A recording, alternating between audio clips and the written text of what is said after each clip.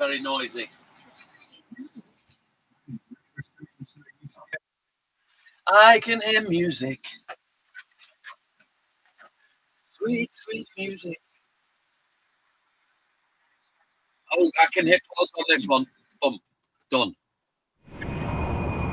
Yeah.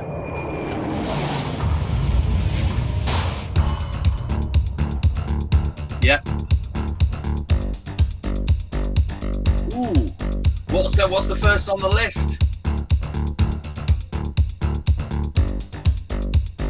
Ooh. Oh, you know what? Because that Boston was a spare one, wasn't it?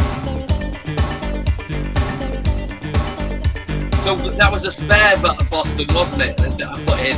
So what was the first one on the original list? Cockney Rebel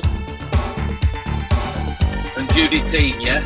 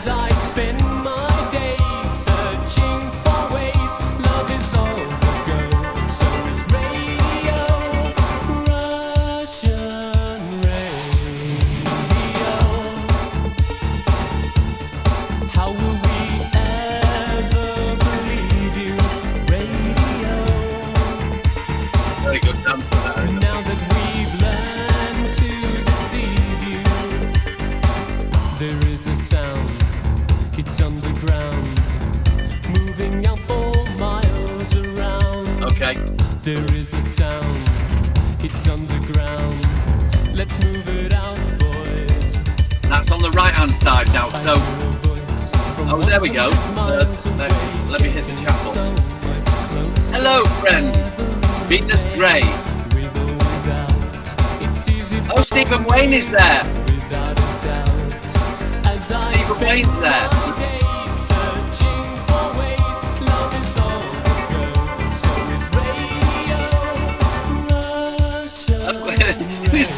You put hello, everyone.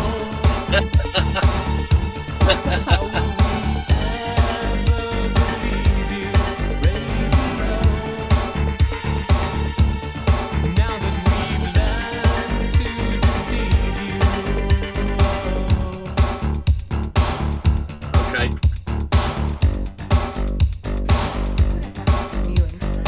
All right, welcome to Vinyl Resting Place. Welcome, everybody. Thank you, Wonk No, for the raid. Thank you, David Banner, for the music before that. Nurse Goth always. And Mark Delight for always playing on Mondays. This is Shayna Boutte. She's in person tonight. Hi. I am in person tonight. She's been on the show before. And our guest of honor is Clive Farrington of When in Rome. Welcome, Clive. Hello. And we are here. You're phoning in from Los Angeles today. From Orange County, and it's beautiful weather over here at the moment. So what's it like over there? Not too good. It snowed. Oh, it's beautiful. It snowed. We had snow rain last night, but the day before it was 85. Last night was snow rain. Today's 55.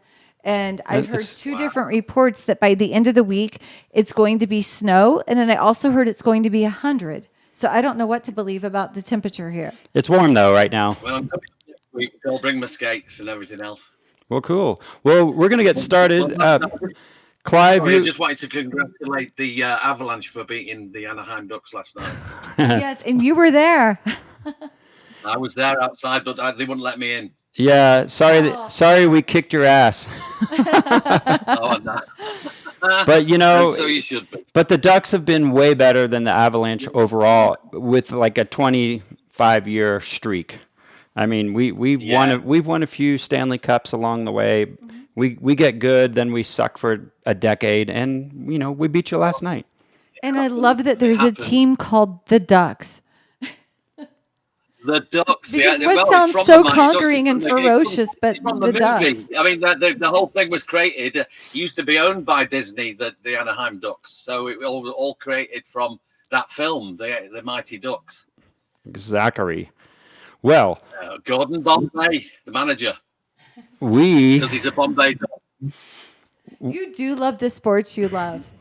yeah. That Oh, international football, a few other sports that we've talked yeah. about. Yeah. Yes, that's it. Yeah, and anytime I see Clive in public, he's always got some sort of sports jersey on. A lot of times he does. Yeah. And World Cup will be in the U.S., in North America, U.S.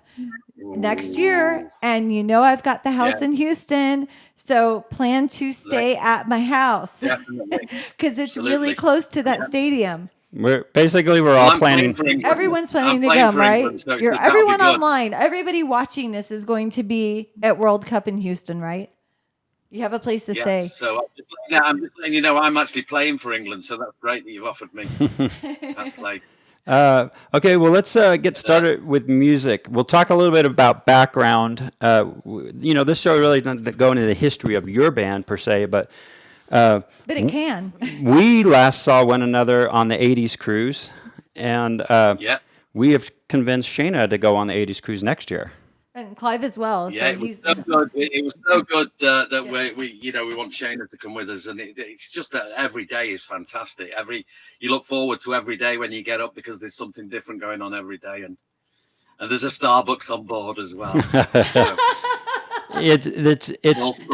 It's all in. Bonus. All inclusive drinking. If you're into drinking, you can drink 24/7, unlimited bar. There's unlimited pizza. Is there unlimited Starbucks? No, you have to. And you know what? Shayna doesn't drink, so I'm having hers as well. So I'll be a lot worse for wear than I was last time. I'm fueled by coconut milk lattes. Well, we will get there. Let's get this in music. We saw you last there. And before that, you came to Denver to play the 80s Bash. And I got to play keyboards with you, which was awesome. That was incredible. That's the best weekend I've had great. since moving to Denver 11 years ago. Yeah, that was the best. That was fun. Wow, thank you very much. Thank you. It was very intimate. And I was right there on the floor and everybody was around and everything else. It was very cool. I loved it. And I do. And it's the best I've ever sounded with that new keyboard player. Oh, yeah. I heard he was a hack, though. Yeah, it was a bit, but he got it right. He got most of the notes right. That's all I can hope for is most of the notes right most of the time. But let's get into your first song. We got a 2-hour show. Again, welcome everybody. Thank you for coming over with the raid. What is your first song? This is a song by a band called Cockney Rebel, and that was Steve Harley was the singer. He died not long ago, about 2 years ago, I think he died. But great songwriter, brilliant album, the Psychomodo. And weirdly enough, I actually played it the other week, and it's like everything else. It doesn't really stand the test of time, but you can't. It's one of those albums that you really have to listen to, like. So some of the best classic albums that have ever been released. So Psychomodo was one like that. So, and it's a real acquired taste as well. Steve Harley's vocal style is very, very odd, to say the least. And that's kind of what turned me on to the band in the first place. So we're going to play a song from that album. It's called Judy Teen. We're going to hit start. Is the DJ ready? Yes. DJ. He's ready. We're ready. All right, let's do it.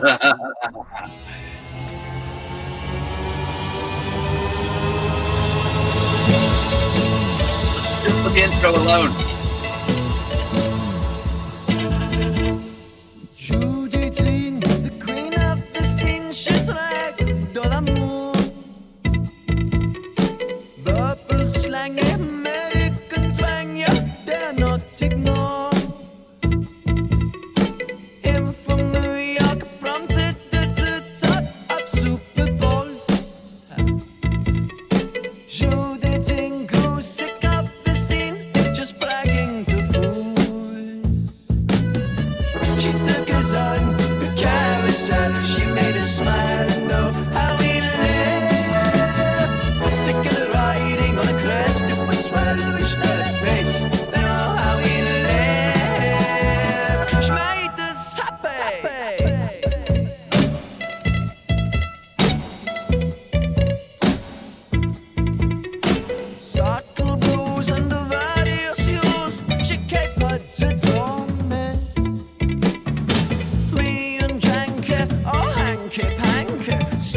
j'ai beau demain.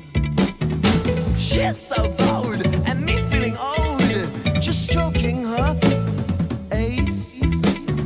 Super trooper, though he can show you mode and a lace. She took his hand, the carousel, she made a smile and know how he lived. Stick riding on a crest, it was swell, we stole a face, and know how he lived. She made us happy. Love it.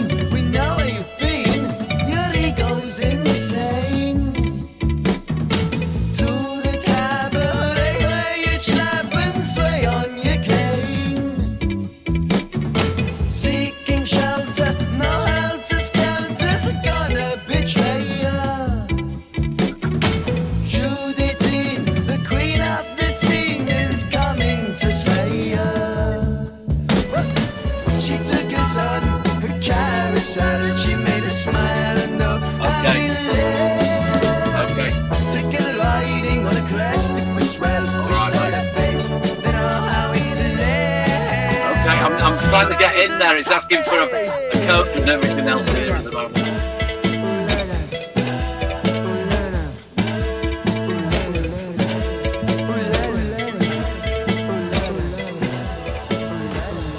All right, welcome back. That was called Judy Teen. And if you just tuned in, we're here with Clive Farrington from Win in Rome. This is Shayna Boutte. Hello. And we decided... Boutte. We've all met. Okay, so Clive, this is your first time on the show, so we're learning the ropes of how it goes, the reins, the ropes, the race. Yep. All of it. The rings, the wrongs, the ring-a-dongs. The wrongs. Sounding good. So Shayna picked the band Actors. I did. Okay. Ooh. Go for it. So, we have a lot of stories of people in music that we've met that we like. So they signed the album, and I'm showing that to the camera. You saw them here in Denver? Yes. And Lucy is a good friend of the show. She's a good friend of ours. And She was supposed to be here today. She was supposed Hi, to be Lucy. here. We love you, Lucy. And so she's really good friends with them and introduced me. And I took some of the sweetest pictures of her with them, because who doesn't want pictures with their friends when they're in town? And she was kind enough to introduce us, and they all signed the album. They're so thoughtful. They're so kind. They're all couples. They're happy. They make the most wonderful music. And I picked one of my favorite songs of theirs to play. Okay. And we are playing Only Lonely. Yep. Only the Lonely. Isn't that Buddy? That's a great song. Only ba ba da da da ba. We might There get... was a Roy Orbison version, and there was Motels. Yeah, and if you want to do an acoustic, just a cappella tonight, go for it. There you go. I'll do that one. Only the lonely. Be. Amazing. Okay, here is Actors, and we'll see y'all back here in a couple minutes.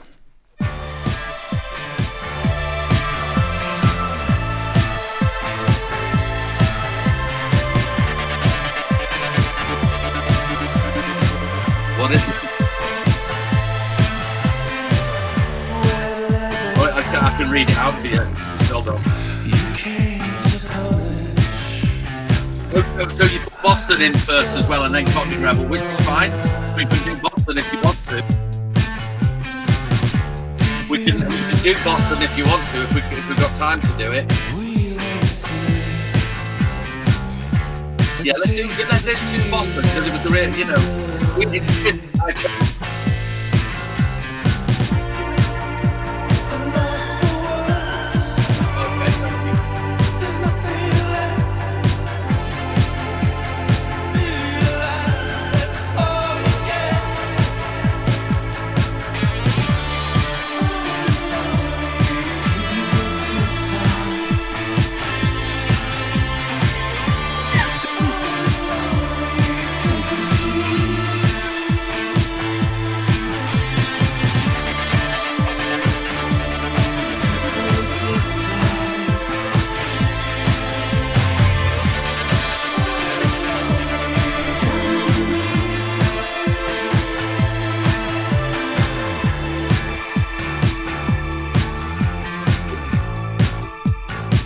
reminds me of this tune. This tune reminds me of the Roxy Music track. What's it called? The drop.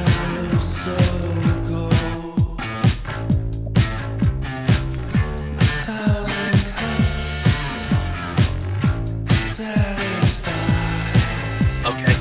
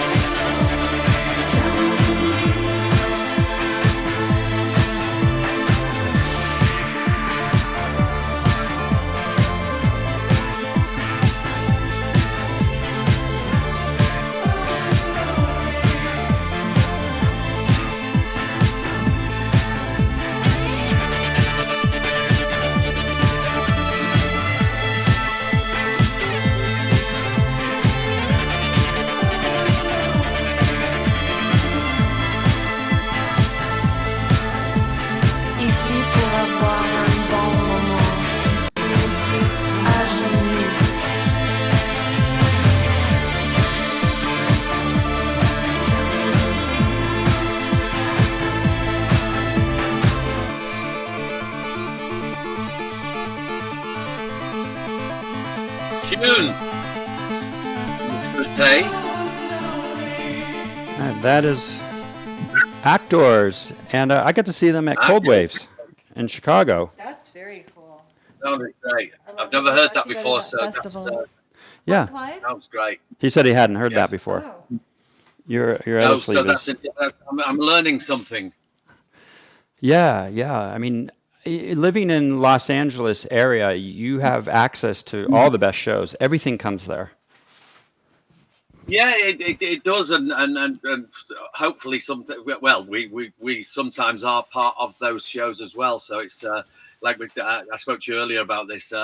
You know, it's always great to be sharing stages with bands that you actually bought the albums from. You know, it's you know, I remember buying Heaven 17's album, Penthouse and Pavements, and I've toured with Glenn a few times, and I was also in a band with Glenn, with John McGeoch from Public Image Limited. So it's always great to be involved with those people that were your kind of inspiration. Certainly. And speaking of Heaven 17, I was looking for my Glenn Gregory 45. I haven't found it yet, but I'm going to keep looking throughout the show. But I did find a 45 of Heaven 17. I'll play sometime during tonight. And they are playing on the 80s cruise next year. That's exciting. They are. We're going to do, yes. If Glenn's still talking to me, we'll be good. Well, you know, you've got 9-10 months to get that relationship mended. Well, yeah, I'll have to go back to it. Yeah, I'll have to warn him. I'll have to warn him that I'm coming. And, you know, again. as you know, it's great. Well, I always remember it for, meeting him for the first time, and we met him at Sheffield Station, and he picked me up in a Saab Turbo car, and I've never been in one before. And I says, "What are these like?" And I says, "What's the turbo like?" And he put his foot down and went, "Ah!" Back. It's brilliant. He says, "That's turbo for you." yeah, brilliant. Good memory. So he gave you a sob story. Yeah. You did send me your tracks before tonight, so I know what you basically have on your playlist. And this, well, actually, some of the things really surprised me, but this one I would never have pegged you for. But then I don't know you that well. Let's introduce your next song, and our dogs. Well, you know, this was a massive song on radio, on British radio particularly. Well, of course, on worldwide radio, it was in all territories. It was a massive hit. But what really stood out for me on this tune is the energy, number one, and vocals. You know, the vocals are just unbelievable. And I listen to vocals. Well, bass guitar's where I'm at. I started playing drums first. That was my first instrument. I come from the kind of rhythm section, but what really does it for me is vocals that, you know, that are in tune, believe it or not, and harmonies and everything else. So this is Boston, More Than a Feeling. DJ, could you please play Boston for me? Play Misty. And it's not a new wave track.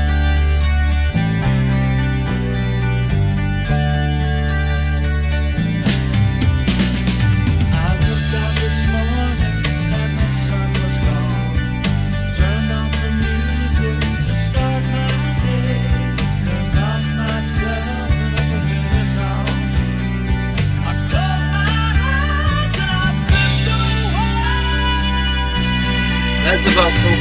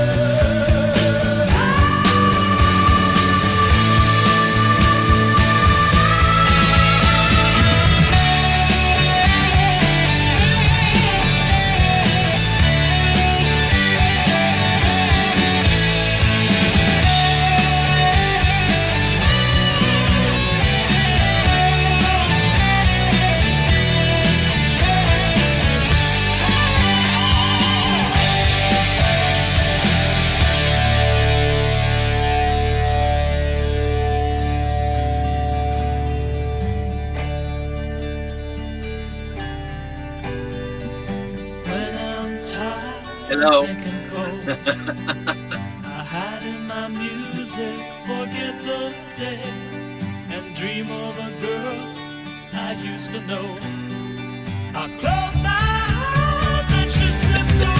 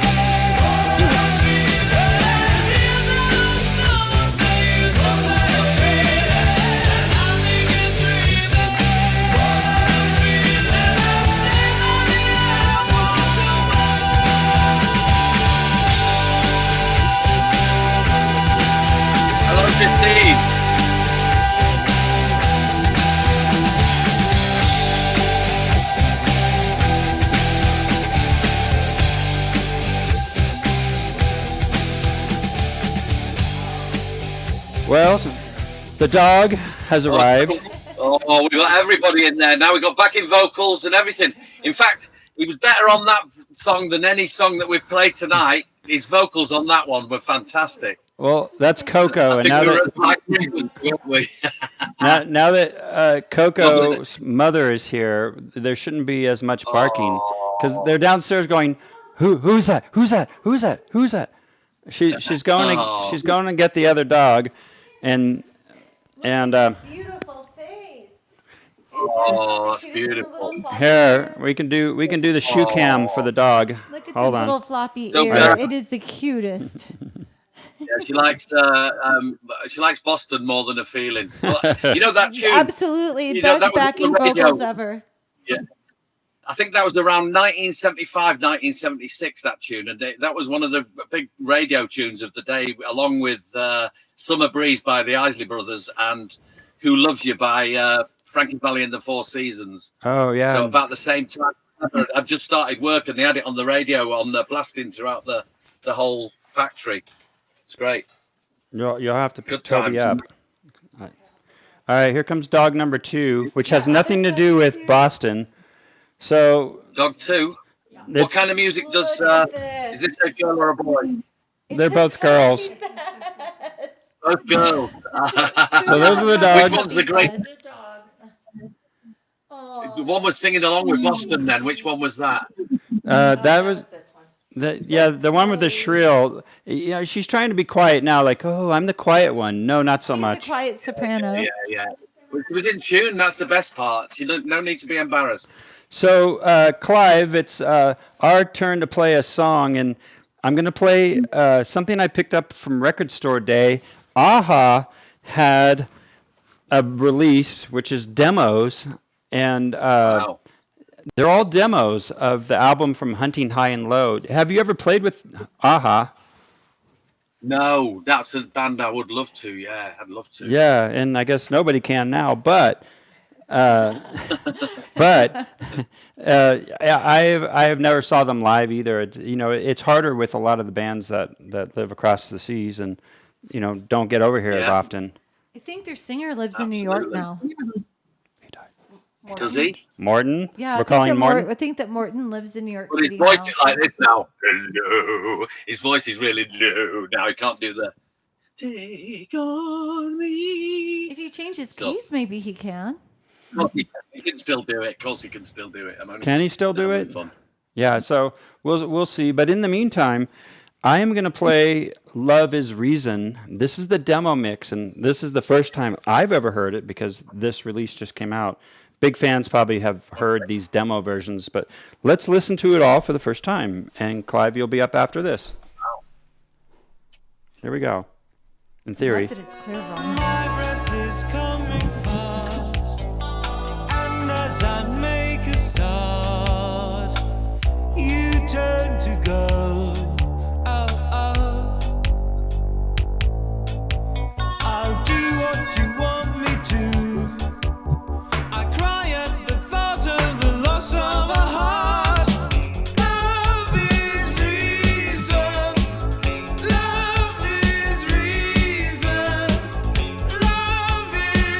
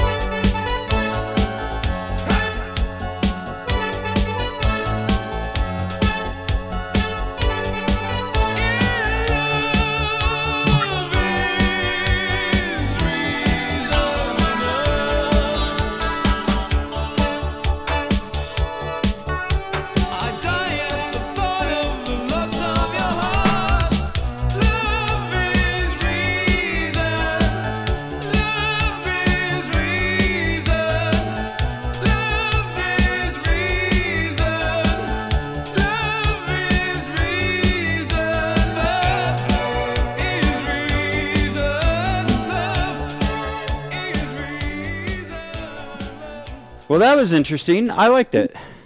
Yeah. You know what? it's a good demo. If our demo sounded anything like that, I would have been very, very pleased. That sounded really good. That was a Simmons kit that you could hear there. That kick drum is unmistakable. You know, the sound is fantastic. The rhythm of that tune was really good. Yeah, it's catchy, and the original holds its own against the demo. I mean, you definitely hear it. They Yeah, didn't change a lot. It just has more production in the album version. absolutely. Yeah, yeah. Okay, you were up next, and we didn't get what song you want off your list. You tell me, and I'll cue it up. Get ready, DJ Shayna. I'm so ready. What would you like And to? it is. You know what? We're going to go for vocals again, and it's a song by David Gates, Bread, and it's called My Diary or Your Diary, and the story is fantastic because of course I like stories in tunes as well. The story in this one, it's a little sad, but it obviously happened to David Gates. Whatever happened, so he found his girlfriend's diary underneath a tree and starts reading about himself. So the whole story is about him finding the diary, but the vocal is more. The vocal is more important to me than the actual content of the lyric. I think David Gates' vocal is just sublime. And Bread, we have this album, the best of Bread, in this house. And I want to add something to that. Christine really likes Bread. She promises I've heard them before, even though I don't think I have. So I want to dedicate this to Christine. Okay. Wow, thank you. So yeah. She'd probably know the other tune. The biggest tune was "Baby I'ma Want You" on it. I think it was called that. Baby I'ma Want You, Baby I'ma Need You. Yeah, that was a huge doesn't song. Sound familiar? Oh, you'd know it when you heard it. Because I sang it. No, a lot of songs for certain age groups, it's the stuff our parents listen to, and so you might not know the name when you say Bread, but when you hear the melody, you're like, okay, Christine's bringing up the sleeve, her best of, because I try to get her on the show. Yeah. Well, I played this back to front. This was worn out on my turntable, so it was just for the vocal alone. I mean, David Gates. There's nobody better than David Gates as a vocalist. So, just in general, you grew up with songs like this, Bread, and how do you make the jump? Is it for you? Is it just about lyric writing? And how did you fall into electronic music growing up with Bread? Because I don't know. I'm very. I think the word's eclectic as far as music's concerned. I like all sorts of stuff, but the main thing is the vocals, and electronic music for me is the pinnacle of all of that. I use the best of all that. You can say if David Gates wrote an electronic music song or EBM or whatever they call it, I'm sure it would be fantastic. So I think it doesn't matter what genre you're in. I think it's either great or it's not great. That's what it's all about. And I just lean towards electronic music because I love sequencers more than anything. I love Kraftwerk for sequencers, there, of course, but because of the story with the way that they did their first stuff, because there was no such thing as machines back then. There was no such things as digital audio workstations or anything like that. So they'd have 8 studio machines all set back, ready to go in record, all on one plug block. So they'd be all plugged into one plug block. You probably know this already. Yeah. But if you read any of the history, but they'd plug all the machines into one plug block, but have them in standby record and then press the switch to go on, and they'd all start recording all sorts of different sequences and stuff. Yeah, and then they'd go out to the pub, come back, they get drunk and come back and listen to the sequences that they've created. And back then, it was really the dawning of the whole industry. I mean, they had their own sequencers built. They helped pioneer. Yeah. They're the godfathers of it all. Detroit techno came right from Kraftwerk, and we were lucky enough to actually perform with Inner City from Detroit, who are massively influenced by Kraftwerk. Their big song, Love Good Life. Inner City. Good life, good life, good life. Good life in the good life. Good life. That one, that tune. So And we did a dual support with them. We headlined one night that, and we played Studio 54 with them back in the day. wow, Studio 54. Christine, you went to Studio 54 once, right?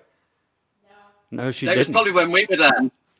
Yeah, that's one of those things we all wish we had gone to. Absolutely. Oh yeah. She went to the Of Limelight. course, I think we played the Limelight as well. I would imagine back then. Yeah, that's incredible. Yeah. You know, it's amazing how we're talking about like actual like being a musician and the innovations and the things that people could do versus what people wanted to do or what they thought they could do or that they label themselves as a musician but they're not. And when you take a great song and you take a great musician, you can take that song and make it into any style of music. And when it's a good song, you can make it into anything. It doesn't have to fit into the niche in which it was created. And there's only a few songs and a few artists who have that capability. I love that you name Ryuji Sakamoto because he was a great classical composer, but you know, he was YMO. And I love YMO. I listen to them at least twice a week. Still, I love them. They were so influential to me. Apart from Barbara Streisand that we use as our opening thing, she's a song called "When in Rome." That's our song that we introduce our set with. But prior to that, we had it was Yellow Magic Orchestra, and it was "Behind the Mask." That was our starting tune. Yeah. Okay. I wish I'd have chosen that one now. Well, we should have chosen that. There's always the next time on Vinyl Resting Place for you. We're always here. Your next song is whose song? I'm going to talk to Andrew about doing one as well. If you would have Andrew from London. Andrew, we'd have to look for that and we'll see. Andrew, no, sorry, I'm saying about Andrew Mann from the band doing one of these. I'd love to have Andrew Mann on here and do some of his music. Yeah. I mean, you might know him.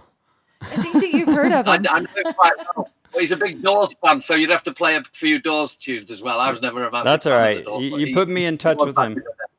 The Doors are okay because my door's always open. my older brother listened to the Doors, Jim Morrison, the Beatles, and that's what I listened to through his the door that joined our rooms. But let's play David Gates. Shayna's got the start button over there on the turntable. Your diary. So he finds the diary underneath a tree. That's the opening line. All right, here we go. Enjoy.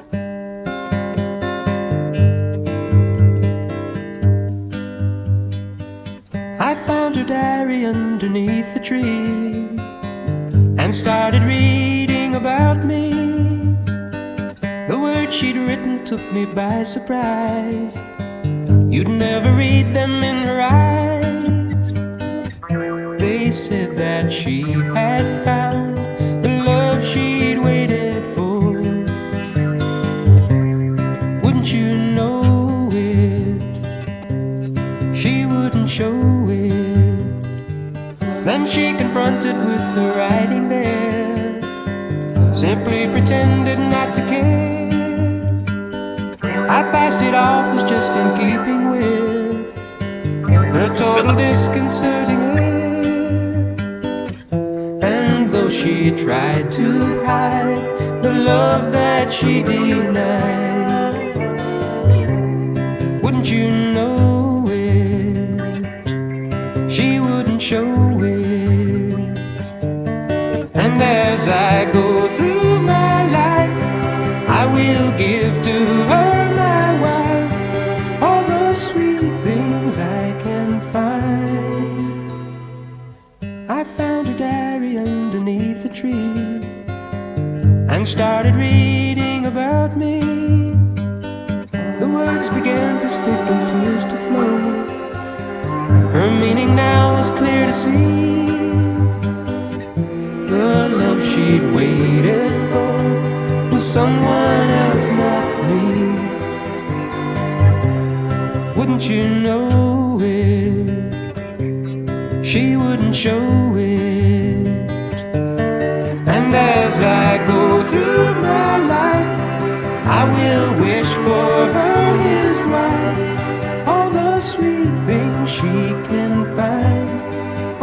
the sweet things they can find. Short tune, a short one. Well, considering some of the stuff you picked out, yeah, that one's short. and But you get the vocal on that. You can't fault the vocal on that. I mean, the recording is just beautiful. It's just clear. Everything's beautiful about it. And I during that song, I thought, I imagine if Human League did a cover of that, you know, it'd be monstrous. Speaking of Human League, Shayna picked out Human League. I don't know what she's playing off it tonight. Not yet, though. But Not yet, but I will. Fantastic. I will play the Heaven 17 though, because Well, you mentioned Heaven 17, and I had to pull Human League. yeah, Heaven 17, Human League. They both start with H. They're filed in the same spot, so I can find them. They even came from the same band called the Human League. Imagine that. Whoa, who would have thought? I more like Nobody's Diary. Yeah, Questy, thank you. I'm following the chat a half tonight. Thank you everybody for tuning in last week for the anniversary show. We had so much fun. That was great. Thank you, the That was Dollhouse. so great. And we have to mention that Randall didn't mention this last week, but his birthday was last week after that show. So this week we're celebrating. So tonight Randall got Happy cake pops birthday. and a birthday shirt, and it's a whole month of celebrating Randall. So if you have not wished Randall a happy birthday, but you're in this chat, please blow up the chat. It is Randall's birthday. Happy birthday. Thank you. So I've just sent $5.99 to purchase Well, thank you. What do you call it? The subscription. Looks like Clive is our Yeah. newest subscriber to Vinyl Resting Place. You can tune in every Monday night. We have Bill Wadhams from Animotion's going to be on the show in about a month. That will be fun. Fantastic. I love Bill. He's good. Yeah, he Good man. was such a great guy. We met him on the ship, and he agreed to be on the show. And lots of exciting stuff happening in the following weeks. You can see the full lineup if you go to About on my page. You can see who's coming up. And we're just going to keep playing music. And this one's about Sorry, to mate. You fall were on asleep. What? Sorry, you were on the boat in 2024 as well when Animotion were on with us. Yeah, and you performed. Yep. Yeah, in Studio B. I was there in Studio B. Studio B, lovely. Yeah, I enjoyed it. It was great. yeah. Fantastic. I don't stalk the bands. I just sort of enjoy the music and move on. And if somebody like you passes my way, I'm like, hey, what's up? And Yeah. Well, you know what? The weirdest thing about that cruise in 2024, and I've told Shayna about this, and I've told you, but for the people that are watching now, we actually we're doing a thing with the guy from Twisted Sister, the singer. What's his name? Oh, D. D Schneider. Schneider. Yes. So he's got his own vodka company, and we had to do some drink. We gave it all the information up front. I mixed a drink with raspberry liqueur and chocolate liqueur with vodka, with his vodka, and it was really good. I tested it before I got out there. But we were actually presenting that in a room. There was a special thing that they put on where, when in Rome, we're mixing drinks with his D. Schneider's vodka. And there was a paying audience that came in to watch, and afterwards they lined up to get autographs and everything else, and like a meet and greet type thing. And then this guy comes up. He says, "Oh, I've always wanted to meet you guys." And I says, "Well," he says, "I'm Chazzy Green from Ray Parker. Ray Parker was on that cruise as well." Ghostbusters and everything else, and he's also the sax player with Earth, Wind and Fire. He's the sax player with War, and he now sings with War. He sings Lowrider. So I actually said to him, I says, "What are you doing tomorrow night?" And he says, "Nothing." He says, "Ray doesn't give me enough work." So I says, "Come and join us tomorrow." So he joined us for 2 nights. He rehearsed overnight that night and then joined us the next night. He's like he'd been with us for 10 years. Wait a minute. It was really good. Are you saying you gave him a whole night to practice? When I played with you, I only had the morning of. I know, you're more professional than Chazzy. Much more professional. You were amazing. You learned all those songs in less than 8 hours, which is really impressive. I did my worst.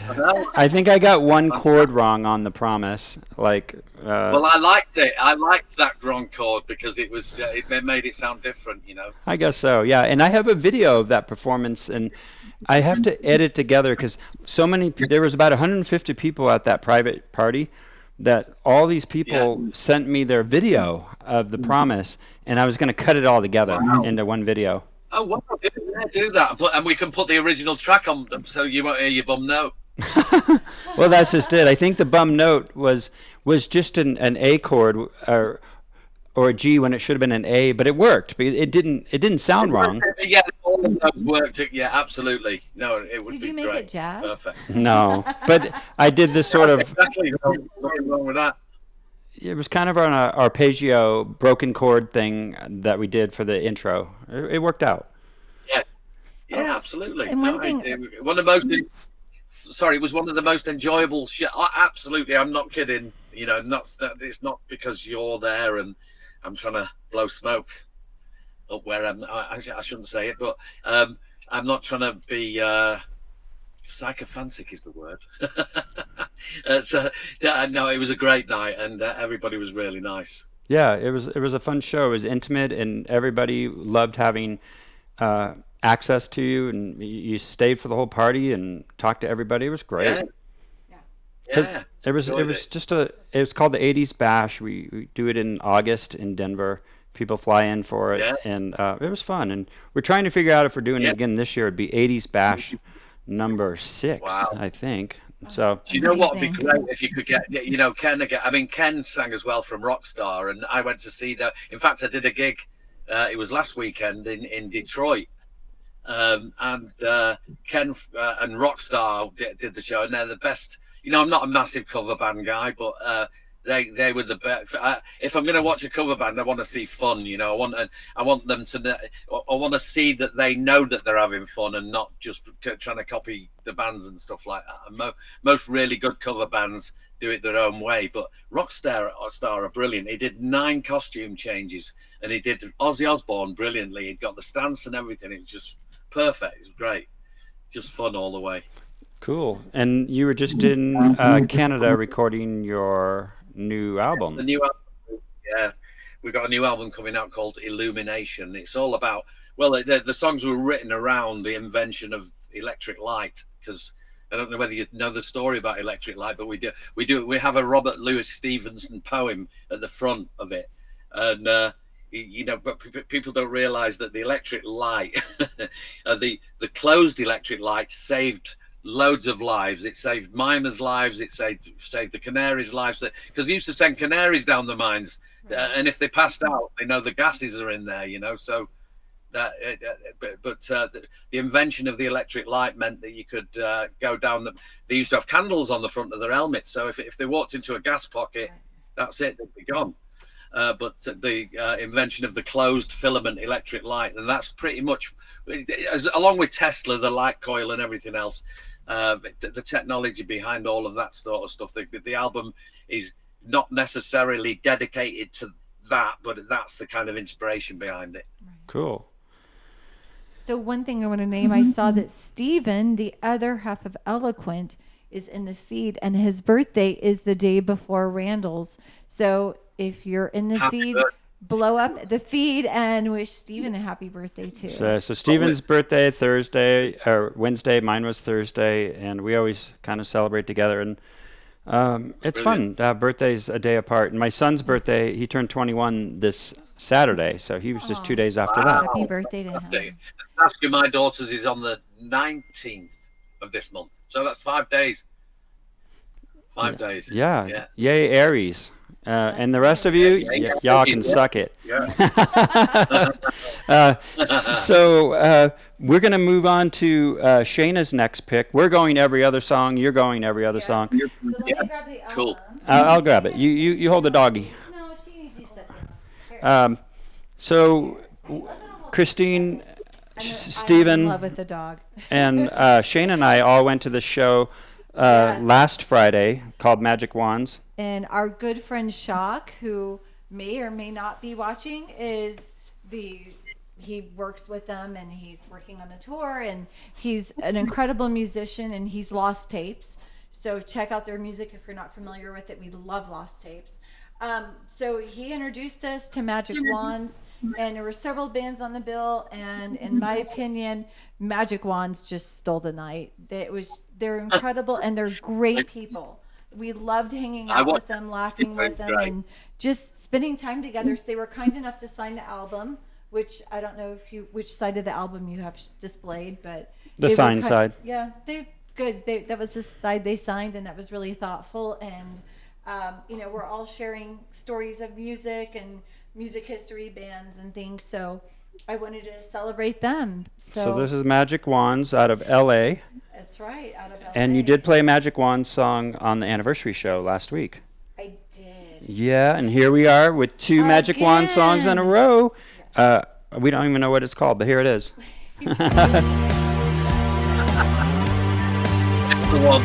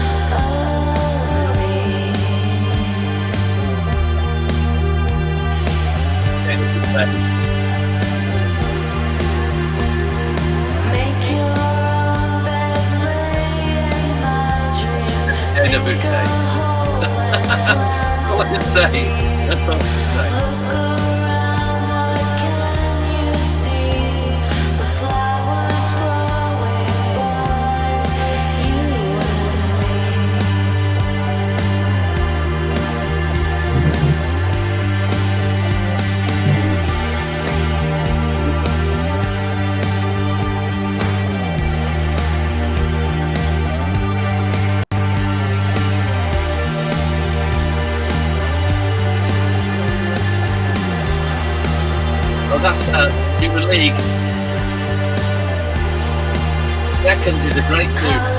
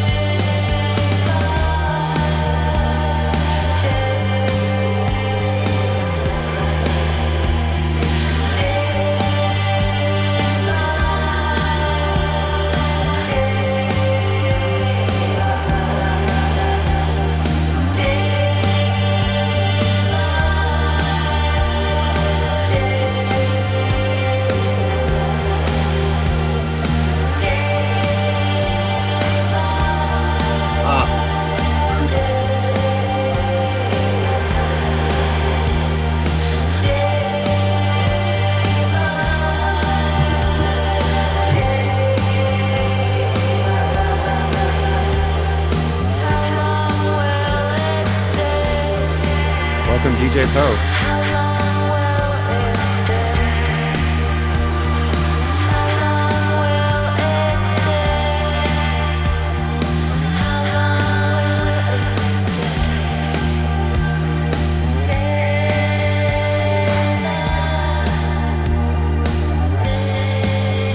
Nothing stays. Because that does his. Does his. Can y'all hear us? Magic wands, magic wands. Magic wand. Oh, magic wand. The wands of magic, the magic Hazen wands. Yes. I when I talked to them at dinner, you know, I was like, how would you call your music? I put it in the shoegaze category. It's kind of shoegaze, kind of dark wave, and very much their own sound. I mean, it's kind of a mix of all of it. Shoegaze. Your plastic isn't in there. Thank you. It's not. Oh. So Clive, Is that blue line? let's tell me what we're playing next, and you can talk about it while I cue the song. Okay, it's, Dvorak's New World Symphony, and it's the first movement. So the reason why I chose this is because it was massive in my world. It was where did I hear it first? It was the soundtrack to something that some film or some documentary that I watched, and then I did the research and found out who it was by. And I was lucky enough to go and watch it played live with the I think it was the Berlin Philharmonic, and it's all about the first people that came to America that built America. You know, all the original people from all over the globe that came to make America the place that it is. And he's a great example. Antonin Dvorak came from the Czech Republic, Czechoslovakia, and of course there was a lot of back in the day. There's a lot of restrictions and travel and everything else and blah blah blah. But he came to America and he joined the Conservatory of Music in New York and became their principal. So it was a great story of somebody coming from probably a war-torn country back in the day.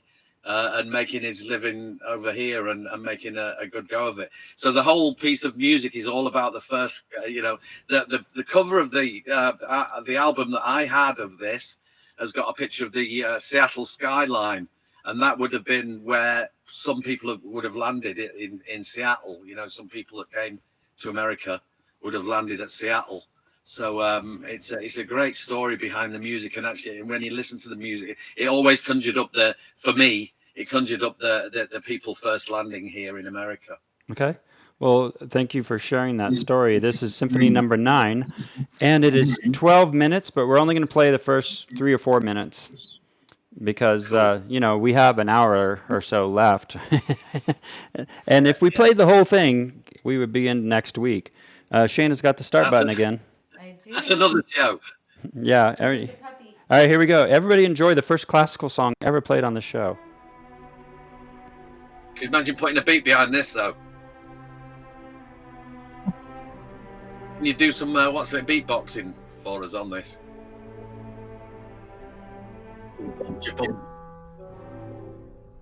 Pretty good.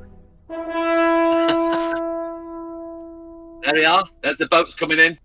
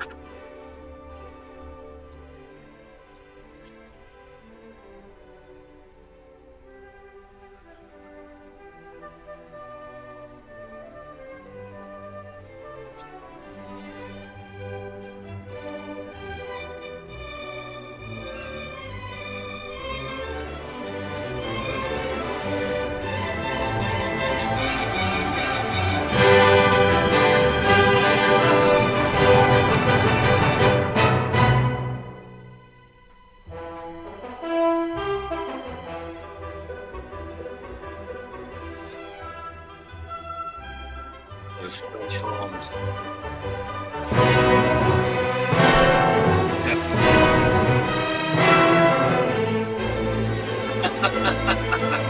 There you go.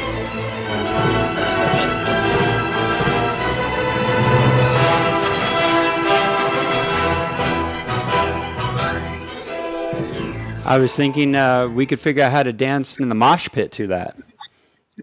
Wow, you know what? That I've just realised what really did it for me on that shit tune. Because imagine listening to that as like a 12-year-old kid. You know, I mean, that was before punk was.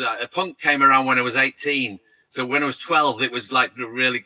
It was very well. It was Beatles and Cliff Richard and Elvis, blah blah blah. But then you've got Anton for many years earlier that was creating punk music. That sounds to me like he was not in, you know, he really meant it kind of thing. It's good. Very much in line with Mozart as well. Punk, and I think Dvorak was the second punk. The original punk rock. Yeah. Okay, well, as a kid, I was kind of nerdy and would study the lives of classical composers. And I think I was about 5 when I started doing that. So I love classical music. And I'm much more into strings than I am a giant symphonic or chamber sound. But hearing this is so moving. I'm really glad that you selected this. oh, but wait, there's more. French horns. French horns. 3 French horns. 2 turtle doves. Okay, up next is a record I picked up on Record Store Day. I never owned it before. It was a used copy of the Wild Swans record, Bringing Home the Ashes. And I've always wanted this, and my friend Augusto had it. He found it for $4. I had to pay $20 for it, which sucks. Wow. But I know. remember them very briefly hitting the charts back in the UK when we were back in the UK. They're from Liverpool. Yeah. I love that. We play a lot of shows in the Philippines, and they are massive in the Philippines still. Yeah, I think there's certain parts of the world where the 80s never died. And of course on the 80s cruise, that's true too. But I mean, actual cities where they live for this stuff. Like Randall's Address. Yeah. Yeah, tonight, yeah. Well, we were playing everything. I mean, we go back to the Baroque period on this show. Oh, yes, we do. We do. Yeah, so this song is called Whirlpool Heart. You might know it. It's probably one of their more famous songs. I chose to pick the one that people might know to introduce you to this band if you don't know the Wild Swans. And, of course, Warren from the Dollhouse knows who they are, and most of us do. But here's for something different, and we'll be right back for Clive's next song.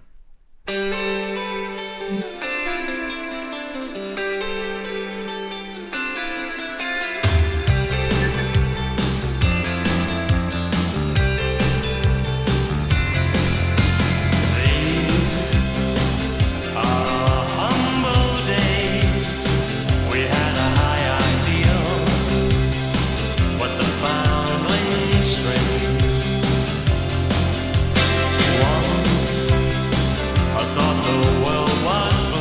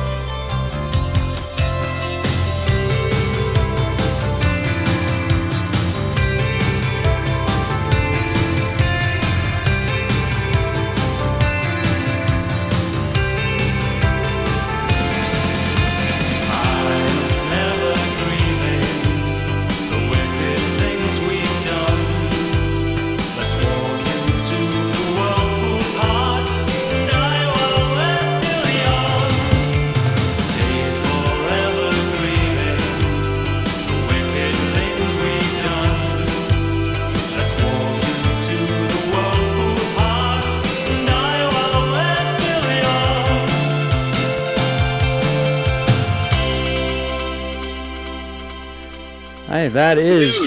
Tune. Sounds good, that. Yeah, that's a great song. It's a good album. It's like listening to the entire Lightning Seeds album. It's just nice. Yes, from the same place. It's like Yeah. their whole album in one song. Yeah, it's good stuff. So thanks for everybody for listening to that one. I will play some more stuff from this on future shows. So up next, Mr. Farrington's pick. Tell us what you want, and I'll get it queued up. It's called Frankenstein Oh. by Edgar Winter. Holy shit. When you picked this, I was like, what the F is going on? Because this is like original rock. Not yet. Well, you know what? It was one of those. It was weird at the time when it came out. In 1972, this was. So we're still like 6 years off punk exploding. So, you know, yeah, it's weird to think that, you know, when you like John Lydon, if you had John Lydon on this show now, he'd tell you his favorite band is Status Quo, which is very surprising because, and I think the reason why he chose that is because they're very, very powerful. And this tune by Edgar Winter was really powerful. It was so powerful that there's no vocals on it. It's just pure heavy guitar and just great music. It's just really very good. And, you know, somebody's going to remix it sooner or later and it's going to be a monster again. Yeah, it could be. It could come back. And what's interesting about Mr. Winter is that he toured last year with Ringo Starr with the All-Star Band. Wow. So wow, I didn't know. We didn't know who the All-Star Band was when we got tickets. We just showed up. And he was playing with Colin Hay of Men Without Hats. And Brilliant. oh, no, did I say that? I haven't even been drinking. Men at Work. Men at work. Men at work. Same difference. Men About Town. Men. That'll do it. Men in Manhattan. Yeah, you're right. But it was interesting because, you know, at first we didn't know who the All-Star Band was. They just come out and they start playing. And then he let each of them play 3 songs from their own music. And he's like, this is Edgar Winter. I never thought I would ever see that man on a stage. Wow. Does he still look the same? He looks he looks like something from like a Halloween scary movie. Wow. Christine's saying that she thought that he looked the same that he did in the 70s because, you know, the hair, the look. Wow. So, like a yard gnome? I haven't seen him, but what you're describing, I just picture a yard gnome. Everyone Google Edgar Winter. Be right into the show next to be suing you next. So, yeah, so this is probably their most well-known song. Wouldn't you say? Like, yes, absolutely. It was the 7-inch. I remember going out to buy it on 7-inch. It was orange. It's probably CBS if it was orange. And where is your 7-inch now? That came out wrong. Where is your record now? Way gone. Yeah, it's interesting what we keep from childhood. I have like a Genesis record and maybe an Asia record, maybe something like that left over because I was back then it was cassettes when I was growing up in the early mid 80s. So Depeche Mode I had Some Great Reward on cassette. And then I went and rebought it on record much later in life.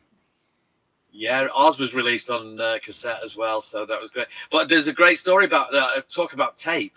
My granddad really was one of the first people to get me into music. So he had a little reel-to-reel player, and he used to record everything. It was before video and everything else. Cool. So years later, I was, as a kid, we used to hang around all the play. Of course, you'd be in the field by the river and everything else. But I remember being in this specific place and I found a 1/4-inch reel just laying in the mud. And I got it home and played it on my granddad's machine, and it was Sergeant Pepper's by the Beatles. Right? Wow! But I was so thinking this is definitely not going to be the demo tapes, is it? It's not going to be the original recording at all. And so I don't even know where that went. I did no research on it. I didn't put my hand up and say, guess what I found, because I thought it was too surreal to have found something like that. I think it was somebody's tape that they'd taken from a record or whatever. And could you imagine? Multi-millionaire. Yeah, you'd be a multi-zillionaire if you had that original. Yeah, absolutely. Yeah. And do you remember the whole thing with the Beatles and the Butcher album? It had a butcher shop cover, and they had to cover it up with a sticker. Wow. And Wow, I didn't know and that. not all of them got covered up. Some got out, and the people that have that, it's worth thousands. And it's called the Butcher album. Wow. It's slang term, the Butcher album. I think it's the most expensive Beatles record. Anyone know about that in the chat? You could shed some light on that. And there's some Wow. people. Go on.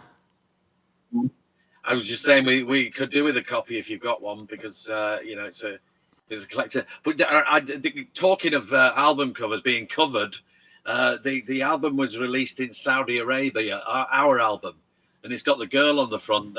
She's not naked at all. She's just like she looks very pretty. She's dressed very well, and she looks great. But Saudi Arabia, they'd put permanent marker up to her neck. It covered all wherever her skin was showing on the cassette. Of course. And it was all done by hand. They must have done hundreds of them by hand. We can't show that. I promise you, we can't show you that. Okay, here is Frankenstein, and again, it's on Shayna's side. She's got the vinyl start button. Oh, look at this for a DJ.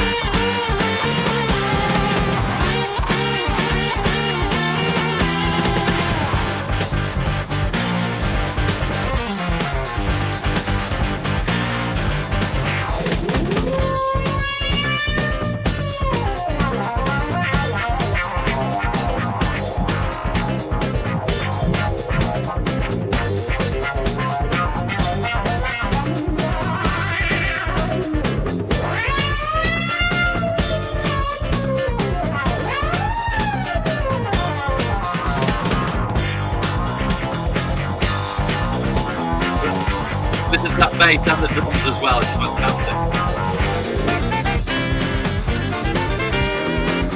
Even the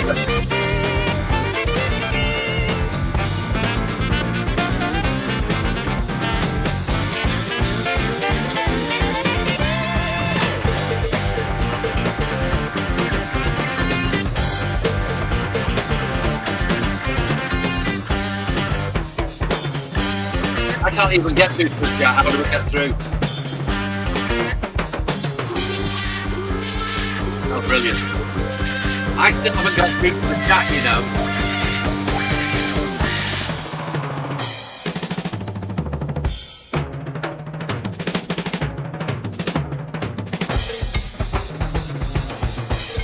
Listen to those drums now.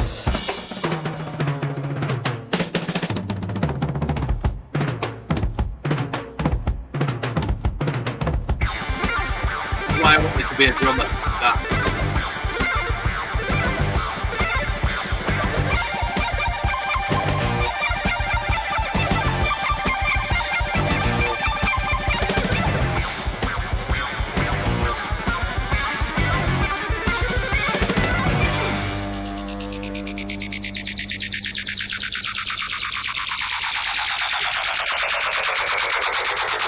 And there's Edgar Winter.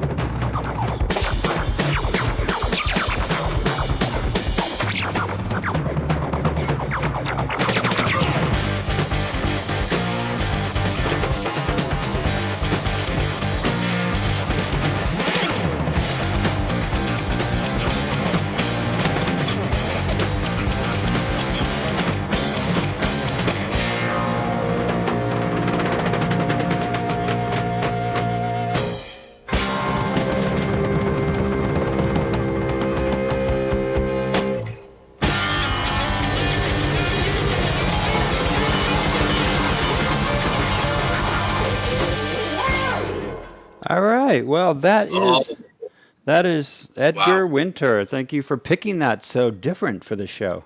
And I'm glad that Randall Yes. showed a picture of him. I didn't know what he looked like. And Oh, he looks like me with a beard because we have the same hairstyle. And I can't unsee yeah. it. I Yeah, want he to. was very good, wasn't he? I think I want to say the other all-star band that played with Ringo Starr was Nick Beggs of Kajagoogoo. Or Oh, maybe wow. I think he just played with Howard Jones. Yeah, maybe. he's with Howard Jones. Yeah. Yeah, we were there at the. Yeah, Yes. yeah. Yeah. Okay. All the So girls, That was a fun going show. back. That was a fun Yeah. night. okay, Yeah, Clive. it was good. Up next is Human League. You played with them for sure. Yes, definitely. If they'd never come out the dressing room though. Do you have? Is that your I tried to talk to them. is that your I best told you. Human League story? What else can you tell us about Human League? That's Human League. Yeah. Well, the closest I've been to Human League is Glenn Gregory from Heaven 17, because he was with you Human League before Heaven 17. So that was the closest I've been. But I am a fan. Of course, I had Dare, the album. Great stories behind that as well. You know, I'm into the production stuff as well. He didn't last long after this. He spent a lot of time doing this. Martin Rushent produced Dare. You know, it was one of those albums that probably took a lot out of him, because he didn't last long after that album was completed. Because many nights in the studio probably took its toll. Sure. Well, the results are absolutely fantastic. So Yeah, I and thank Martin for giving his life up for that album. we had Kurt Larson from Information Society on the show maybe 3 or 4 shows ago, and he said that the song Seconds is one of his favorite songs ever off this album. Yeah, absolutely. Yeah, and we know what it's about, don't we? Yeah. The killing. Oh, I thought it was about ice cream. It is. It's about vanilla ice cream sandwich. Yeah, it's a very powerful song. And Shayna picked it for Yeah. tonight, and I said, oh, we just played it on the show. So she chose, what did you pick instead? Yes, the things that dreams are made of. And the Wow. reason I picked this is, you know, in the song, Phil is listing some of his favorite things. He's also listing some of his favorite people, including the Ramones, which I thought was pretty great. And I'm here with 2 of my favorite people, 3, because Christine's downstairs. And I've got 3 of my best friends in the whole world all in the same place. And this is my favorite things right here. So that's why I picked the song. All right, here, let's let it rip.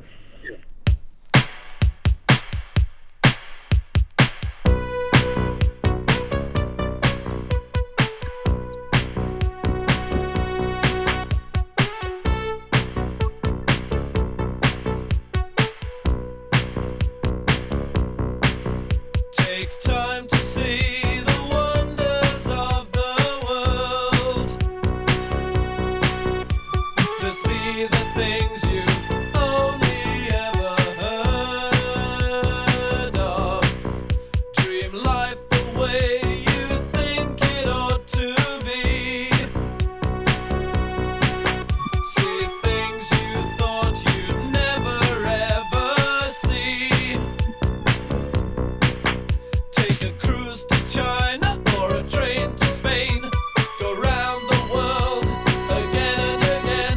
Meet a girl on a boat, meet a boy on a train, and fall in love without the pain. Everybody needs love and adventure.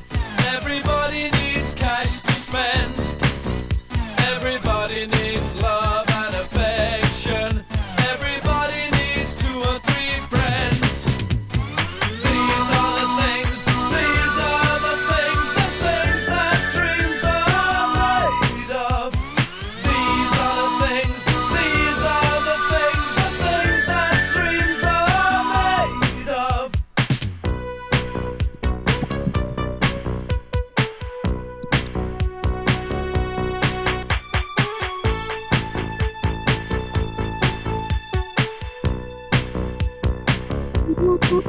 Take a lift to the top of the empire. drive across the Golden Gate, march, march, march across Red Square. Do all the things you've never dared. Everybody needs love and adventure. Everybody needs cash to spend. Everybody needs love and affection. Everybody needs 2 or 3 friends. These are the things that dreams are made of. These are the things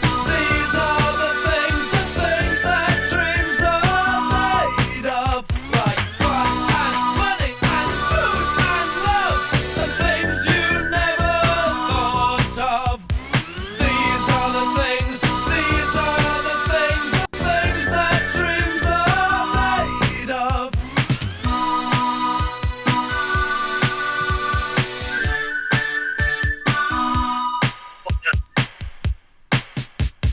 New York ice cream, TV, travel, good York ice cream. times. Norman, wisdom, Johnny, Joey, Dee, good times. These are the things that dreams are made of. These are the things that dreams are made of.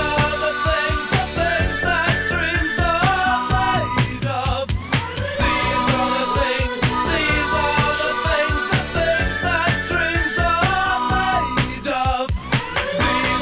are the things that dreams are made of. These are the things that dreams are made of. These are the things that dreams are made of. These are the things that All right, that was the Human League. Not to be confused with Men Without Hats. Sounds great. It still sounds great, that tune, and it features. I don't know whether you know that whistling sound that goes. Yeah. That's a Casio VL tone, and I remember buying that. But when I listened to that album, I remember rushing out to buy one of those little. It's a tiny little keyboard about that big. We, And they used it exclusively throughout that album, and I thought I was going to be a superstar after just buying that thing. oh, yeah. But you have to play it. You know, musicians, we've all done that. We go out and buy the synthesizer or the guitar that made some other band famous. Yeah, absolutely. And you think you're going to be the number or better than them, you know? We're going to be the next Beatles. I remember the thing that made me fall in love with Casio was their drum machine that came out in 1981. So I was 8 years old in 3rd grade, and this kid had one, and he brought it to school. And it was the coolest thing in the whole world, but it had that classic cheesy Casio clap on it. And we thought that was the most advanced thing we'd ever seen. And it was amazing because it was the 4-pad drum. It was the drum pad, but it had some of the pre-programmed sounds, and it had the drum machine sound, but it also had the clap built in. And I just remember just being in awe, and I'm like, I'm going to have one of those one day. Oh my gosh, of course you do. Of course. I've always wanted the Casio CZ101, and there it is. Wow. Yeah, not the drum pad, but he's got the keyboard. And you know what the nickname for the CZ101 was called? The Easy 101. The Cheesy 101. Sounds like what's the name? The DX Heaven. We called the DX7 the DX Heaven. I remember when that came out because I wanted one. I went to the. That was right well ahead of its time, and then it gave in fact, what's the name? Still, your Book of Love. The keyboard player still has 2 of them and still plays 2 of them. Yeah, last time we opened for them a number of years ago, and he had a DX7 II FD on stage. I'm like, that thing still works. They were built to last. Still They're great. incredible. If you had the programming, it sounded all right. Yeah. So you are up next. What would you like me to cue? Let me just have a look at my little list here. We've got 2 Roxy Music songs. Ooh, wait a minute. Let's do Kraftwerk Numbers. Okay. Yes. Never heard of them. Randall and I were just at that show. And it's the 12-inch we had remix. so much fun. Yeah, we got to see Yeah, them. the last time, When we start that? No, it's not queued yet. so We last time I was in Houston at the Johnson Space Center. I played that. I was actually DJing before. It was weirdly enough, it was a pinball event, and the guy that works for NASA and designs all their patches, his name's Blake Dumasnil, and he is into pinballs as well. So they have a pinball expo, and they have bands on and all sorts of stuff. So I DJ'd that, and this was the song that I opened the show with. cool. And you've seen them live? I do back in the day, yes. It was at the time when they actually were on stage for 15 minutes and everybody was getting bored because they'd put showroom dummies behind the keyboards and they weren't there. So everybody was getting a little bit pissed off with it. You know, there was like everybody thought they'd just put a load of dummies behind the keyboards and they weren't going to show up. But 15 minutes into the show, the dummies came alive and it was them. Oh, That's yeah. so The robots. great. I've seen Love the them. robots. Probably seen them 3 or 4 times recently. What? 3 weeks ago? No, they didn't have the robots at that. No. What I was going to say is they haven't had the robots in their live show in some time. Yeah, it's been maybe 4 years, maybe. Yeah. It's a lot of production, a lot of as well as this the screen production, the graphics, and everything else. You know, Yeah. Having all that animatronic. But these were actually them. This was them. This was actually them that were that were at the keyboards, and everybody thought it was robots. Oh. So it was That's them brilliant. blinking for 15 minutes. Not, you know, they didn't move a muscle for Yeah. 15 minutes, I'm trying to think and of then all came alive. as they should. What were you going to say? So, Clive, Yeah, I'm sorry. If your friend Blake has access to a game called Varcon, I will never leave him alone. So please find out if, since he has pinballs and it's pinball-esque, but it was done with mirrors, and there were less than 100 of these games made, but it's my all-time favorite video game. Number 1. I'll make sure that happens. Thank you. I really Varcon. appreciate that. Varcon is the coolest game I've ever played. And Yeah, this I'm one sure year I he knows went all to about a it. video game convention, and it was all vintage video games. And I got in after hours, which was such a blessing. And I played Varcon from 2:30 to 6:30 in the morning. Of course you did. Wow. It was amazing. So, All right. yes, Let's get to Kraftwerk. yes. And the only 1, 2, 3, 4, 5, 6, 7. exactly. And I told everybody that was thinking about going to the show a month ago, go, because they're down to one original member, and it's possible they will never come, not just to America again, but to Denver, Colorado again. So you have to see the show. Yeah. Yes. Oh, Yeah, and you had mentioned earlier, Randall, Men Without Hats a couple of times. You have a big show coming up with them in Dollhouse in August. Yeah, we're playing with them August 13th. I'll talk about it more in the coming shows since we have a couple months, but we're opening for Men Without Hats. It's going to be really great. I've never met them in real life, and it's going to be fun. So, Clive, consider He's coming. a lovely, lovely guy. They played with us on the very first show that we put together at Pershing Square. It's brilliant. It just their set is just fantastic. Lots of energy. You know, the energy and stuff is just really, really clear. And he's such a clever guy, you know. And he's still got the moves. Yes, he does. Well, here is Kraftwerk. Again, it's on Shayna's side, that piece of vinyl. Here we go. Enjoy some Kraftwerk. Stolen the words out of my mouth.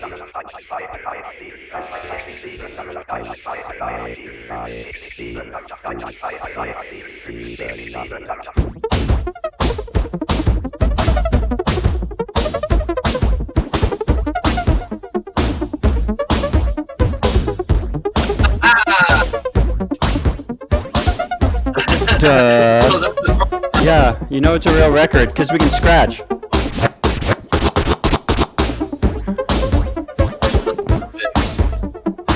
I didn't say I was good at scratching.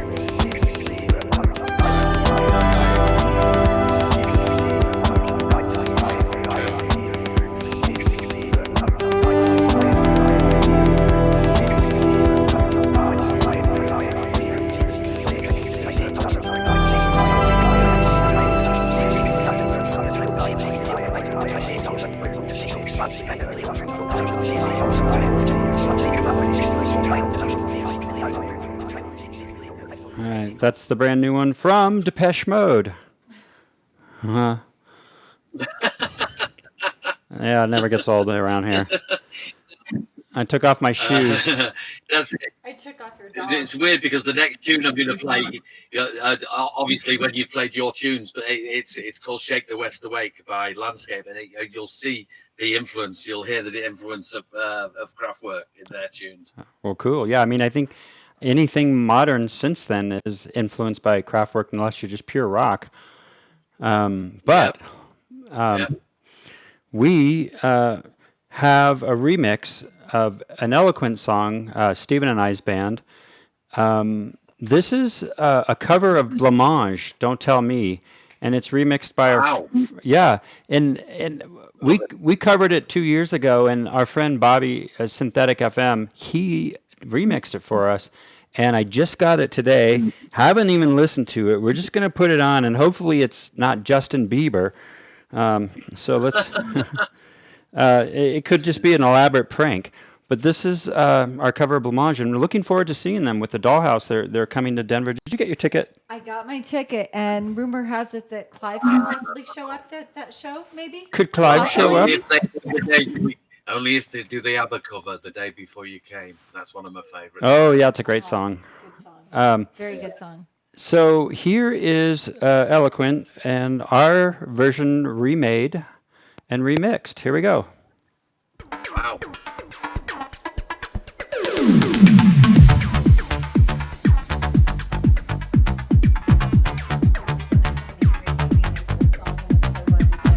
Yes. Yeah, well, this is not Don't Tell Me.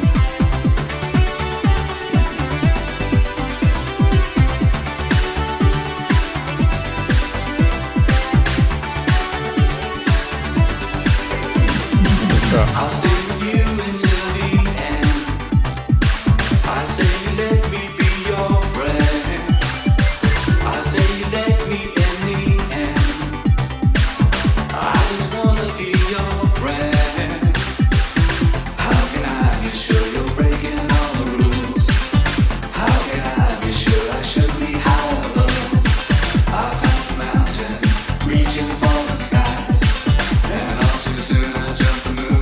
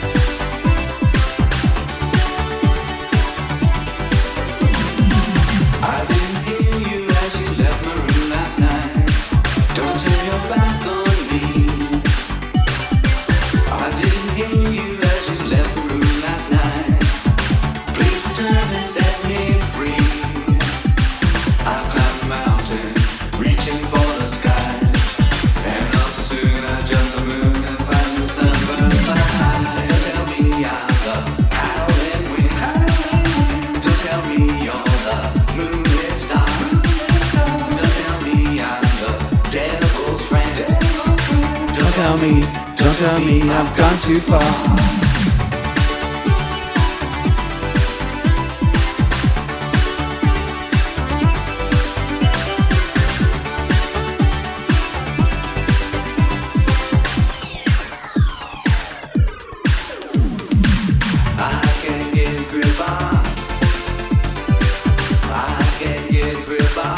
No, can't get a grip on.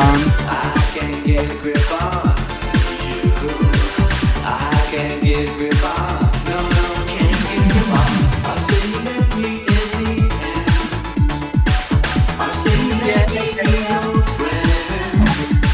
I made yeses once before. You don't love me anymore.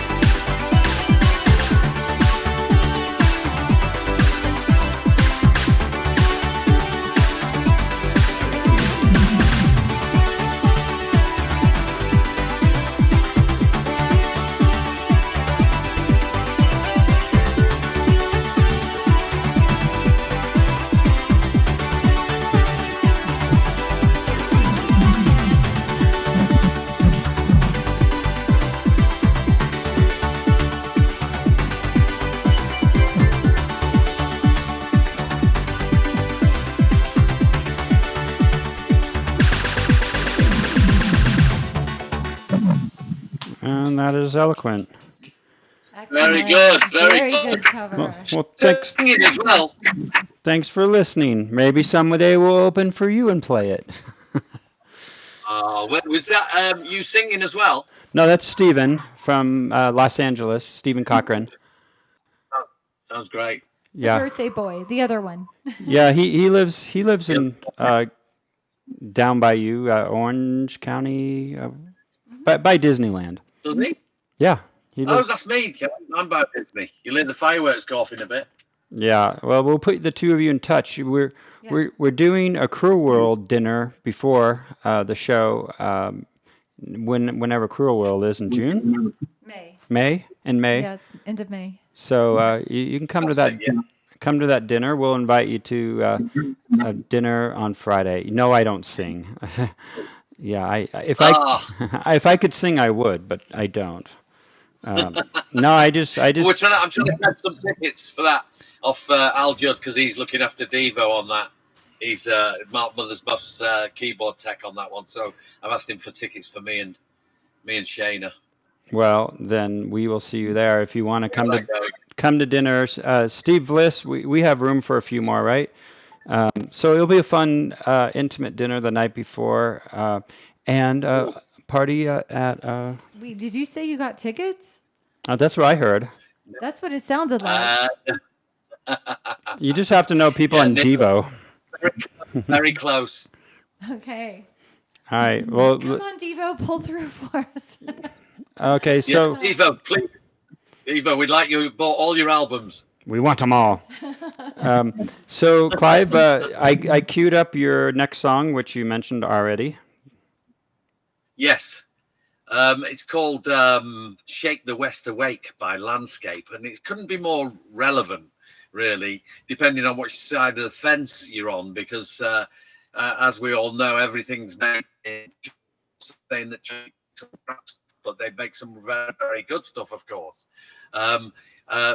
But you know, they've been ruling the world of manufacture for a long, long time, and this song is pretty much it's called. There you go. There we go. Devo hat. This sitting out all the time right here on Randall's desk. Oh yeah, the 45 adapters are Devo hats too. Oh, I made one of those on a 3D machine because I asked Al for one, but he never got me one. There you go. But I made one on a 3D machine, exactly the same, that same size, because Al wouldn't get me one to make my own. Well, we can start our Devo fan club, Irish Dragon, right here on Vinyl Wrestling Place. All right, let's let that song play and let's hear it. This is called Shake the West Awake. Okay.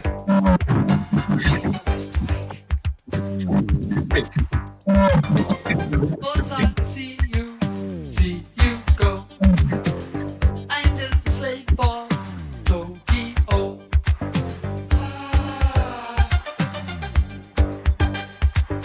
Mr. Mitsubishi, see you go.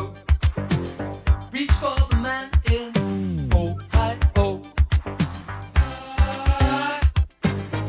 Shake the West awake. Kansas, the people, see you go. Planned obsolescence from Tokyo. Shake the West awake.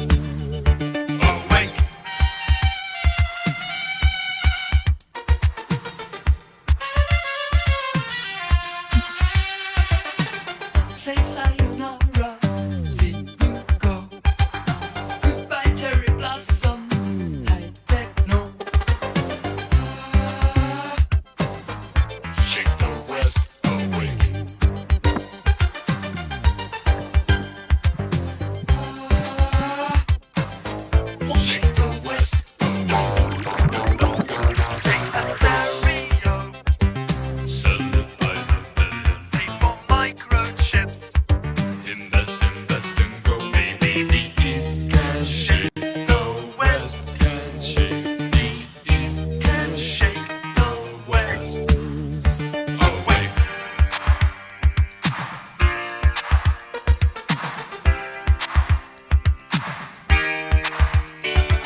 Shake the West awake.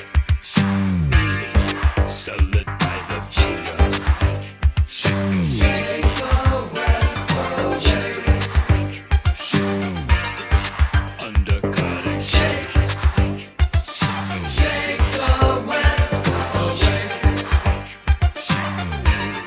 Sell it by the Shake the billion. West awake. Shake the West awake. Undercutting. Shake the West awake. Shake the West awake. Invest, invest and Shake the West awake. Shake the West away. Oh, and that is precisely why I chose, or the band chose, Richard James Burgess to produce us, because he's on drums on that one and he sings on that one. So he was the founder of Landscape and their singer and drummer.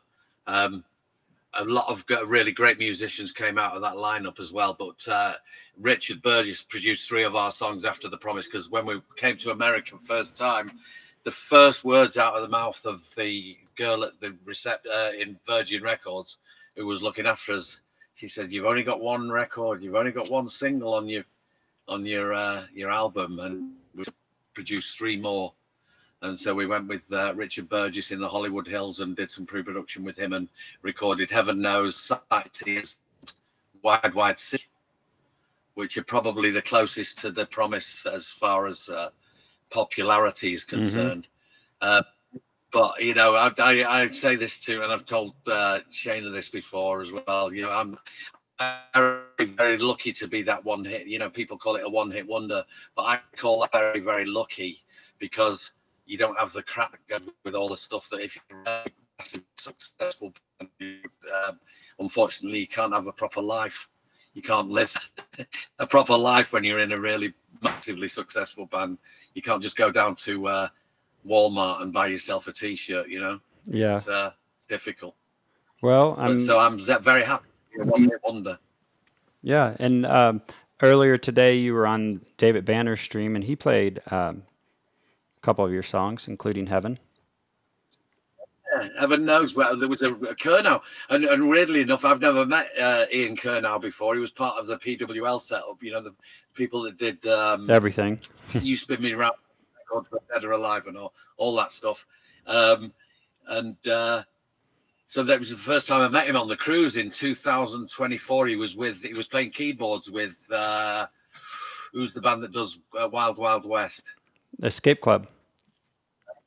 Skate Club, yes, with Trevor. He was playing keyboards with Trevor, and it was the first time I've met him. So he actually did that remix that David played today of Heaven Knows. Yeah. Harding and Kernow. Yeah. That's So it was good to hear. Thank you, David Banner, for playing When in Rome Thank you. today. Yeah, and therefore I didn't have to.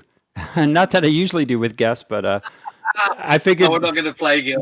Yeah, On my, no, on we're not this- going to play your music. But you know, this is about the songs that you chose that had impact on your life.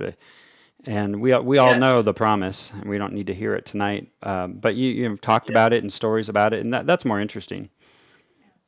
Yeah, I guess so. Yeah, and I mean, the interesting part about The Promise really was, the way it was recorded in a little tiny garden shed, and it was the space was so small. It was like where I live now. This trailer is very small, but you make it work by doing some ergonomic shifts, as it were. So luckily, my dad worked for a company that used Dexian shelving, which was like Meccano.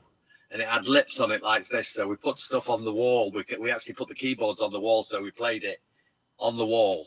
And the mixing desk was actually on the wall as well. So we had all the sliders up on the wall. So there was nothing on the floor. We had loads of space on the floor. Even though we were in a tiny space, the fact that the things were on the wall gave us all of that floor space. So that's where The Promise was written. Cool. And how long was that recording to make that song? Did you do it in an afternoon, a day, a week? He was talking about the drum machine, the Casio drum machine. We had a Boss Dr. Rhythm, a Roland. I think it was Roland Dr. Rhythm. Yeah, Roland and Boss. Yeah. Yeah, the Boss Dr. Rhythm thing, and there was no pads programmed it in the thing. So, like for instance, you'd put a kick drum in by turning a dial, and that's where you want it. Blah blah blah. So I actually programmed the original drums on The Promise for that. So that that drum rhythm comes from a Boss machine. And then it got really posh. We went to the studio in London. We went to Power Plant in London, and we had the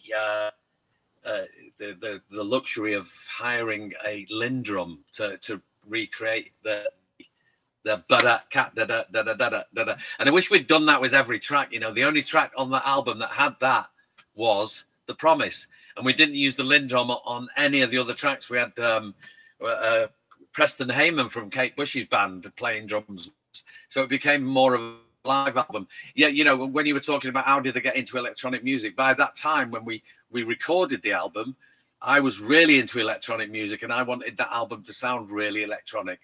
Unfortunately, there was other two members in the band who had their own ideas, and well, fortunately as well, because the album ended up having one song that stood out above head and shoulders, because it was the most where my head was at the time, and I was in the doors. Mike's head was in a crowded house, so there was a real eclectic. That's the reason why the album sounds like it's a different band on every track. But this, I mean, that was a great lesson for us, because this new album, I really thought about how it kind of for us. I mean, we can't say it went wrong. It was what we did, you know. I mean, I don't regret anything, but we learned a big lesson, and it took us 40 years to actually get to where we are right now, and creating an album that every song, I think, is worth its weight in gold, as it were. And the new album is going to be released when? Well, we've just finished mixing it, so we can go off the timeline of it just being mixed. Then it's about to just be mastered, so it'll be mastered within the next couple of weeks. So it's imminent, really. We want to try and get it out before Pershing Square, and we obviously want to get it. We're doing 2 shows in Manchester and London in November, so the album will be out by then. So we'll do a lot of promo around those gigs with the release of the album. But again, there's me and Andrew. We have a very different. Well, we do have the same tastes, but we always like, you know, he's, I guess, you know, it's like anybody would worth the salt in any band. You know, you talk to Phil Oakey or any of those guys, they'll say they would have loved to have been, or at least have had a chance to be in front of a rock band, you know, fronting a rock band and be a rock singer, you know, because that's really where I guess that's where the fun is. But you know, electronic music doesn't have that kind of, you know, it's not that what's it? I can't think of the word, but you know, electronic music is it's for people that didn't really want to be that rock and roll guy, you know. Sure. Well, I mean, and for some, electronic music gives people access to making music. Yes. And I think of that band Cold Cave. He only has one hand, and he said he got into electronic music because it allowed him to play something and create music, because he can't play a guitar on stage. Absolutely. Absolutely. Yeah. So it's opened some doors. Absolutely it has. And you know, when you think about the when you say he's only got one hand, you know, the story of Def Leppard, for instance, with the guy, the one-handed drummer. Now, what's beautiful about them is they all came off the road when that happened, when he had the car accident and lost his arm. Mm-hmm. Right. The band came off the road until they fixed something for him, and then they became a better band. This is the greatest thing about that was because he couldn't do any drum fills anymore, so it was just really rock solid, like AC/DC. You don't hear many fills in an AC/DC track. It's just it's just like right on the button, you know. Yeah. And for me, that's where that. But so for the fills and everything else. So I guess there's an argument against whether there should be loads of fills in a song or not, you know. But I like both. Like that Frankenstein track. Great example of the drums are up going all the way there on that track. And I would say that track made me want to play drums more than anything. Oh, well, and it's responsible. That's why you picked it tonight. Well, Clive, we have time for one more of your songs before we raid over to Riley Moore in Los Angeles, your current city of residence. What would you like to have your last song be? Ooh. So many decisions. And I know it's. I'll tell you what we'll do. I've got to have a Roxy Music one because they were a massive influence. So let's do Ladytron. Oh no, let's do Editions of You. Okay, Editions of You it is. And there is a story behind if we've got time because we had an art teacher at school and who all the boys fancied her. She was quite a pretty girl, and all the boys fancied this art teacher, and we were given a chance to play whatever record we wanted in assembly. And for me, it was like an opening for me to show what my musical tastes were and stuff. And that was the song I chose. And she came up to me afterwards and she said, "Who is that band?" Blah blah blah. She was really interested in what we'd played and stuff. But it's a great tune called Editions of You, and it's off their second album, For Your Pleasure, and it's a top track, top tune. Well, before we go, we're going to play the song. We'll come back after the song to say goodnight to everybody. I want to remind you, next week's show is DJ Christopher J. He's just coming back from a European tour with his Depeche Mode cover band called Strangelove. He is the drummer, and he'll be our guest next week. Great DJ, and he was also the drummer for the band Berlin. So I'm sure he's going to pick some really great stuff for us to listen to next week. So tune in next week. And brilliant. Shayna's got. Say it again. As long as he plays when in Rome. Oh well, we'll see. Tune in next week. And he's a good lad. You played with him, Clive. Yeah. I know. Yeah, he's played drums for you. He has. All right. No, I wish he had. He was on the cards for a while. We were talking about it a while back, but unfortunately, the things happened where he got the Strangelove, and then we got Derek Giles from Images in Vogue from Canada. So, but he did at the party last summer, the '80s party. He did. He didn't play drums. Yes. Oh, that's right. He was DJing that party. I got to play the keys, and he was the DJ for the party. Yeah, that's right. I was thinking he found that one. I remember he was setting up the projector. I remember. Good. Yeah, I mean, we could have probably fit a drum kit in there somewhere. Definitely. Yes, absolutely. On the roof. Well, I will try to get that Promise video edited by next week, and we'll play it since you can probably see DJ Christopher J. in that video.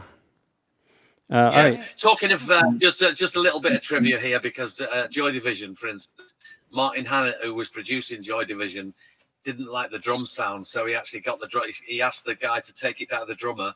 He's still the drummer, well, New Order's drummer, Stephen Morris. Yes.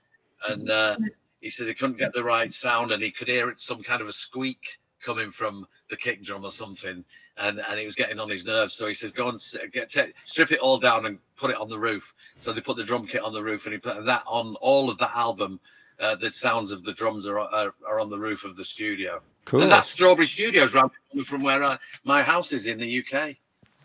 Cool. That's a great story. All right, we're gonna play this. Are you ready? Here is Roxy Music. It's Roxy Music. This is you.